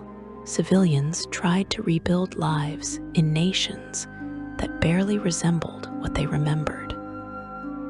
Everyone had seen too much death, too much betrayal, too much chaos. Everyone had been forced to acknowledge powers the Church said didn't exist. The Dark Six's influence in the post-war era is undeniable once you know where to look. In Thrain, that nation which considers itself the sovereign host's stronghold, where the Church wields political power equal to the crown, you might expect the Dark Six's worship to be completely suppressed, and officially it is. The Keeper's priests are hunted. The Shadow's texts are burned. Even acknowledgement of the Devourer is discouraged in favor of prayers to Arroweye for safe travels. But walk through Flamekeep's lower districts after dark, and you'll hear different prayers whispered in alleys. Veterans gather in basements and speak the mockery's name, acknowledging what they did to survive. Widows visit hidden shrines to the Keeper, begging for one more conversation with the dead. Scholars at Flamekeep's Theological University secretly study the Shadow's mysteries, convinced that forbidden knowledge holds answers the Church's approved texts cannot provide. Thrain's official piety conceals an undercurrent of Dark Six worship, born from the recognition that official theology doesn't match lived experience. Move south to Breland, particularly to Sharn, the city of towers, and you find a different relationship with the Dark Six. Breland prides itself on religious tolerance, on allowing diverse faiths to coexist under law rather than enforcing theological uniformity. The Dark Six benefit from this openness, though not in ways the framers of Breland's laws intended. In Sharn's lowest levels, in the cogs where the city's industry churns endlessly, laborers pray to whichever deity might help them survive another day. The sovereign host seems distant, occupied with the affairs of nobles and merchants in the upper towers. The Dark Six feel closer, more relevant to lives measured in suffering and endurance. The cults of the dragon below, those who worship the demonic forces bound within Kyber, sometimes overlap with Dark Six worship, particularly regarding the Shadow and the Keeper. This conflation horrifies theologians who insist the Dark Six are divine beings completely separate from demons. But for desperate people seeking power or answers, the distinction between dark gods and bound demons matters less than results. Secret societies in Sharn's depths blend worship of the Shadow with summoning rituals that call forth creatures from Kyber, creating syncretic practices that would horrify both the Church and purer Dark Six worshippers. Travel west to Ondare, the nation of mages and universities, where magical education is prized above all else. Here, the Shadow's influence is pervasive even when not acknowledged. Arcanex, Ondare's premier magical academy, officially forbids study of dark magic, necromancy, and demon summoning. But the nation's competitive magical culture pushes wizards toward ever greater power, and power's pursuit inevitably leads to boundaries, and boundaries exist to be crossed. Students who want advancement, who hunger for knowledge that separates them from peers, find themselves drawn to the Shadow's domain almost unconsciously. The last war accelerated this process. Ondare relied heavily on battle wizards, employing magical forces that other nations couldn't match. These wizards studied destructive magic, mind control, and reality manipulation, all areas that blur into the Shadow's territory. The war ended, but the knowledge remains. A generation of Ondarian wizards knows spells that push ethical boundaries, and many continue exploring despite peace. The Shadow's corruption doesn't announce itself. It creeps slowly, justified by academic curiosity, rationalized as necessary research. In Karnaf, where the Keeper's worship is integrated into state religion, the situation has become even more pronounced since the treaty. The negotiations attempted to address Karnaf's undead armies, with other nations demanding their destruction, calling them obscene violations of natural law. Karnaf refused. The undead soldiers had won battles, defended borders, saved the nation from collapse. The compromise reached allowed Karnaf to maintain existing undead forces, but placed restrictions on creating new ones. The Keeper's worship continues, now with international acknowledgement, however grudging. The Keeper's temples stand in every major Kanathi city, their architecture as grand as any sovereign host cathedral. This openness disturbs other nations profoundly. Diplomats from Thrain return from Karnaf reporting nightmares about cities where skeleton soldiers patrol streets and temples to death gods operate in daylight. But Karnaf's people see nothing wrong with their practices. They lost tremendous population during the last war. The undead military is the only reason Karnaf still exists as an independent power. The Keeper didn't destroy Karnaf. He saved it. Why shouldn't he receive worship and respect?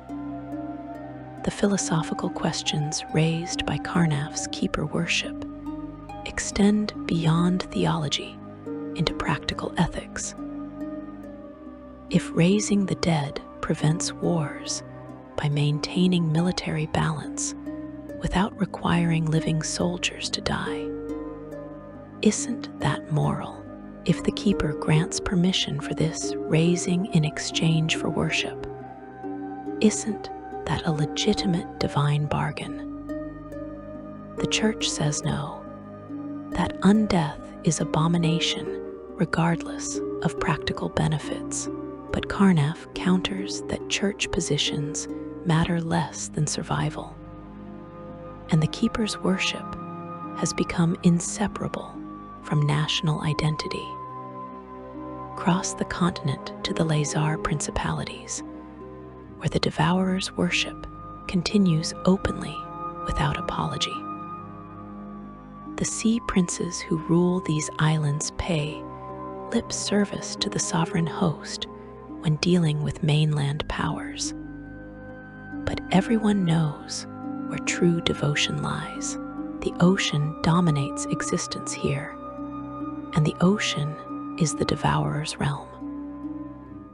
Mainland Church officials occasionally attempt to establish missions in the principalities, preaching against the Devourer's worship.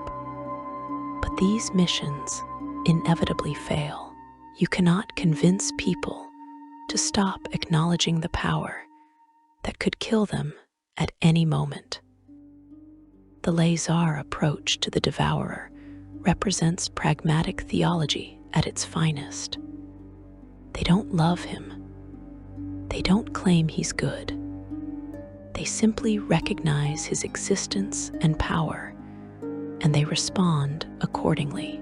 This honesty makes Church officials deeply uncomfortable because it works. Lazar communities survive and thrive despite, or because of their acknowledgement of destructive divine forces. They don't wait for Arroweye to calm storms. They pray to the Devourer for mercy.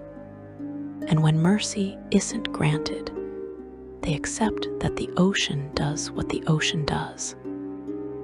In the Ma Roar Holds, the Dwarven clans maintain their ancient perspective on the Dark Six as the Forgotten Six, deities of the underworld rather than evil gods. This theology shapes Emroar culture profoundly, mining the foundation of Dwarven civilization in the Holds requires venturing into the earth where the Six supposedly dwell. Miners pray to them before descending, acknowledging their territory, asking permission to extract resources. When cave-ins occur despite precautions, dwarves don't blame the gods. They recognize that working in the earth's depths carries inherent danger, that the underworld deities demand respect through caution rather than worship through ritual. In the Eldin Reaches, that vast forest realm in western Corvair, you find perhaps the most honest relationship with the Dark Six. The druids who guard the Reaches understand that nature contains both creation and destruction, both gentle rain and devastating storm. They never accepted the sovereign host's neat division of divine forces into good and evil categories. Their spirituality acknowledges the Devourer and the Fury as legitimate expressions of natural power, forces that must be respected rather than condemned. The great druid of the Eldin Reaches, Olean, an awakened tree thousands of years old, teaches that the Dark Six and Sovereign Host are complementary rather than opposed. This teaching is technically heretical, but the Church lacks authority in the Reaches to enforce orthodoxy. Eldeen communities conduct rituals that honor all 15 deities, recognizing that life requires the full spectrum of divine influence. A farmer prays to Arroweye for growth and the Devourer for rain. Understanding both are necessary.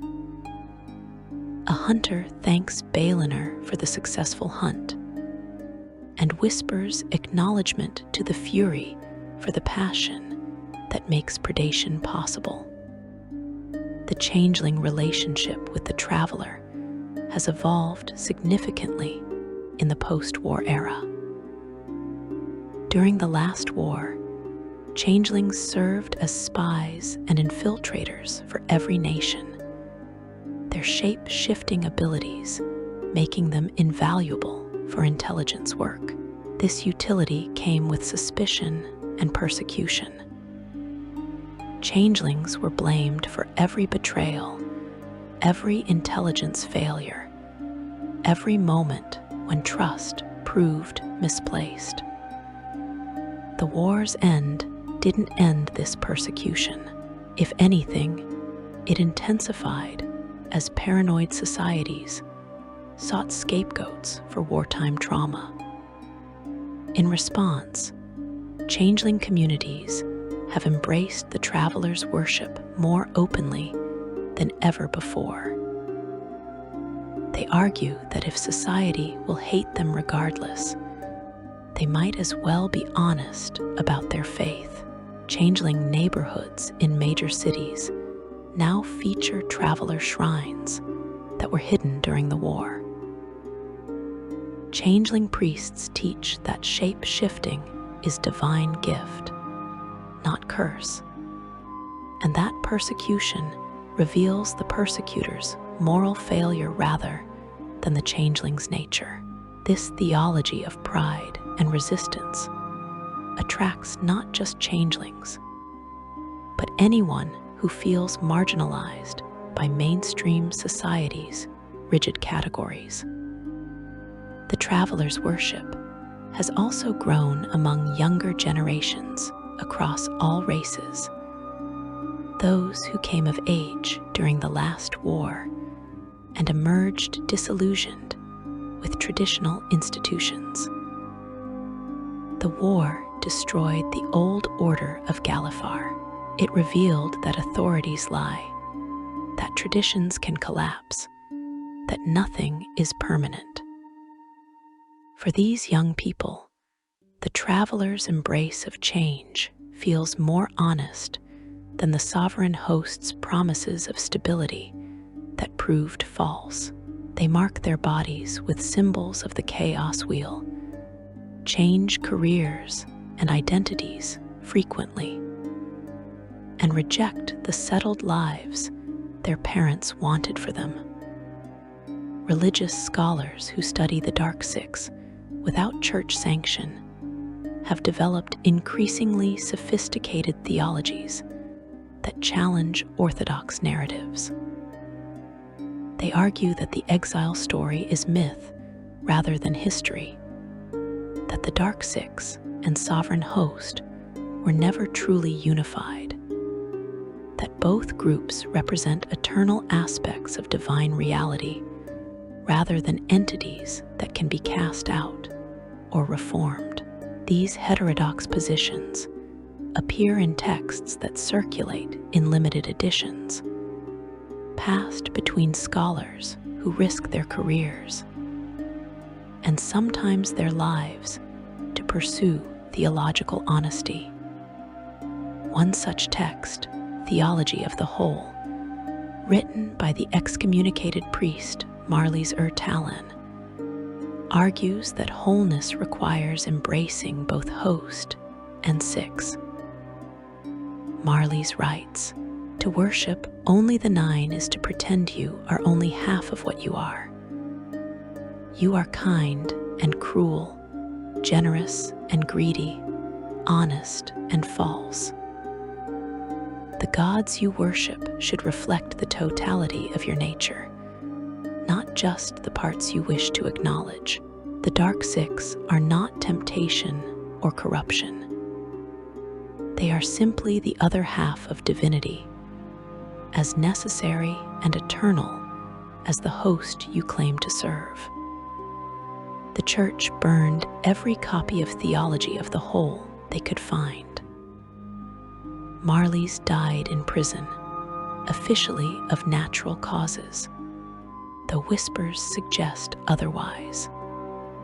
But her words survived, copied and recopied, spreading through underground channels to people hungry for theology that matches their experience. The Church can burn books. They cannot burn ideas, and the idea that the Dark Six deserve recognition is older than the Church itself. The dragon-marked houses, those dynastic organizations that control much of Corvair's economy through hereditary magical abilities, maintain officially neutral positions on the Dark Six. House Deneth, which provides mercenary services, quietly acknowledges that the mockery's domain overlaps with their business. House Tharashk, which operates in the shadow marches where Dark Six worship is common, takes pragmatic approaches that horrify church officials. House Kundarak, managing banking and vaults, understands that the Keeper's influence touches their core business of hoarding and protecting wealth. The houses can't publicly worship Dark Six members without losing contracts from church-dominated regions. But they also can't ignore these deities' relevance to their operations. The result is unofficial acknowledgement, private rituals, and careful navigation of theological politics.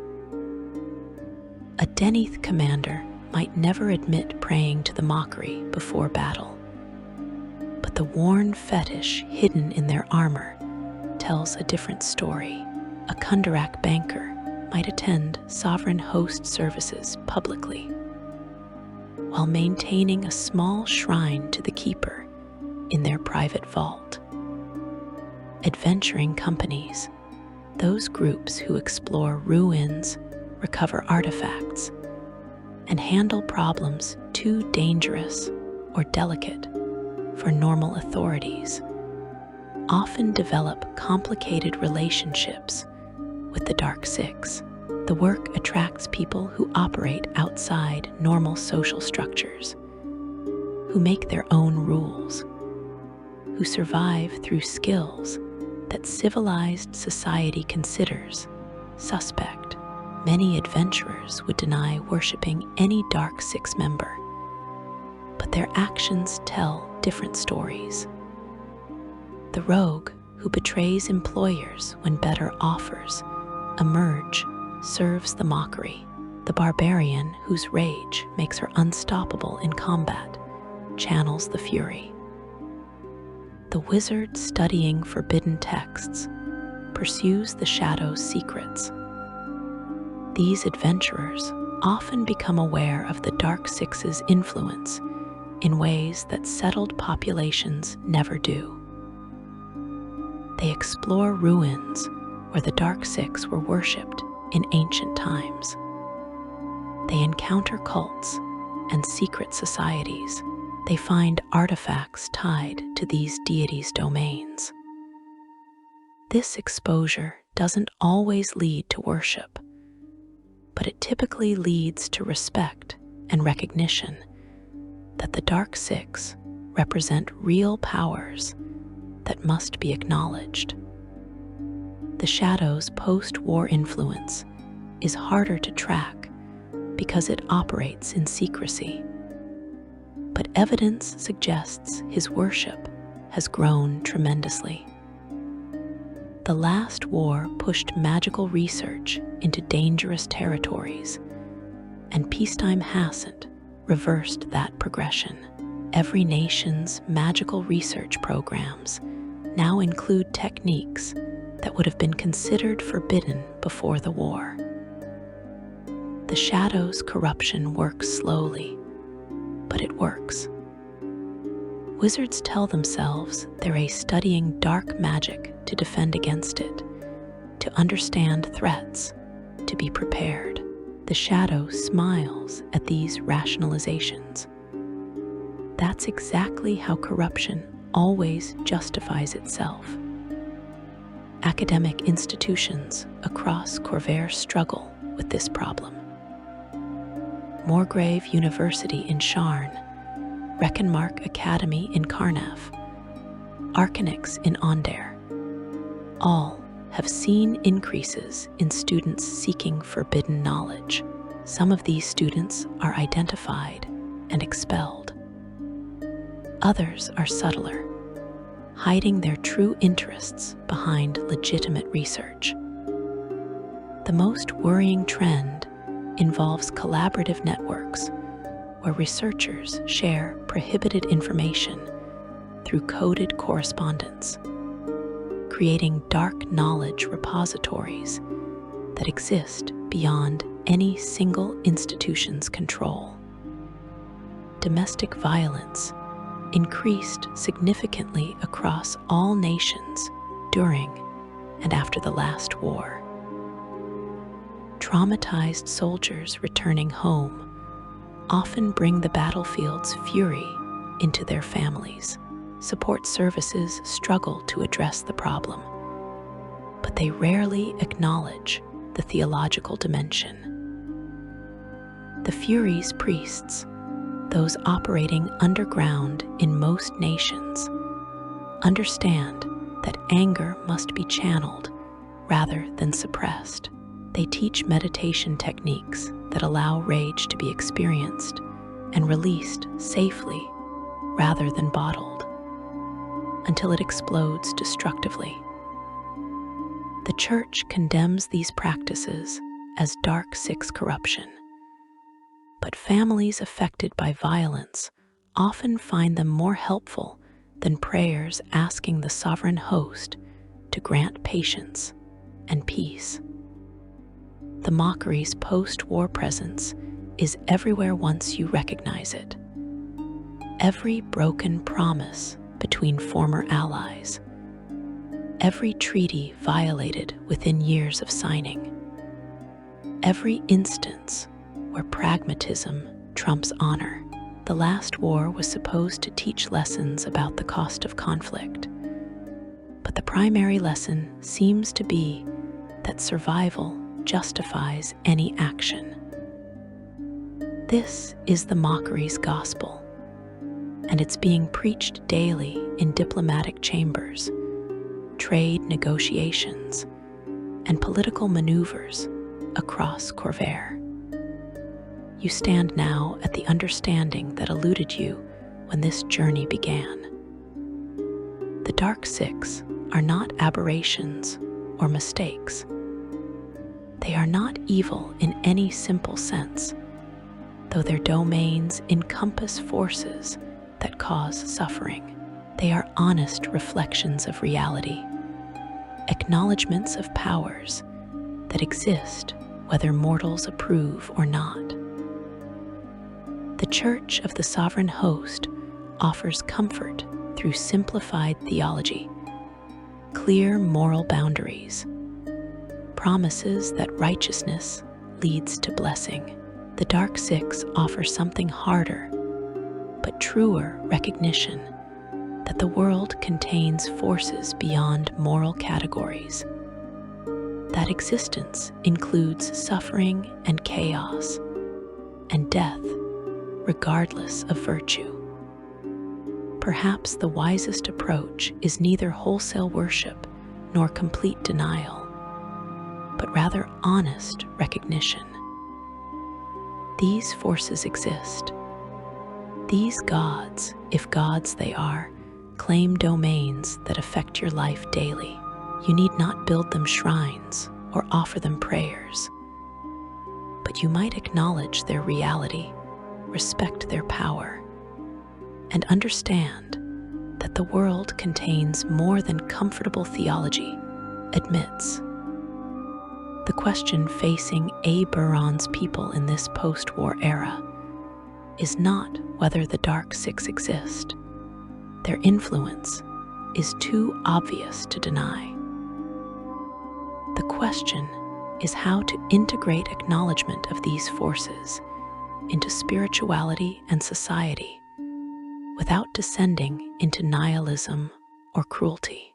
This could imply that future generations might develop new theological frameworks, ones that embrace the full spectrum of divine reality, rather than pretending half of it doesn't matter. Based on what we know of religious evolution throughout history, we can assume such frameworks will emerge from the margins, from communities that conventional theology fails to serve, from scholars brave enough to ask uncomfortable questions. The Dark Six are watching. They've always been watching. They are not waiting to corrupt you or damn you. They are simply present, as they have always been present, as integral to Eberron's divine landscape as the sovereign host themselves. The choice before you is not whether to acknowledge them. Reality forces that acknowledgement eventually. The choice is whether to do so honestly, with full awareness, or to let fear and orthodoxy blind you to half of what divinity encompasses. Thank you for walking this path through shadow and truth.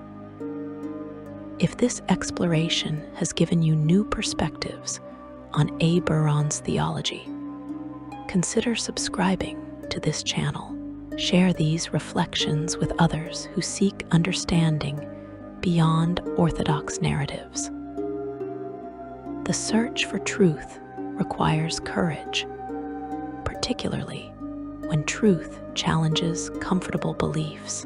Until next time, may you find the wisdom to recognize divinity in all its forms, both those that comfort and those that terrify, both those that promise and those that simply are.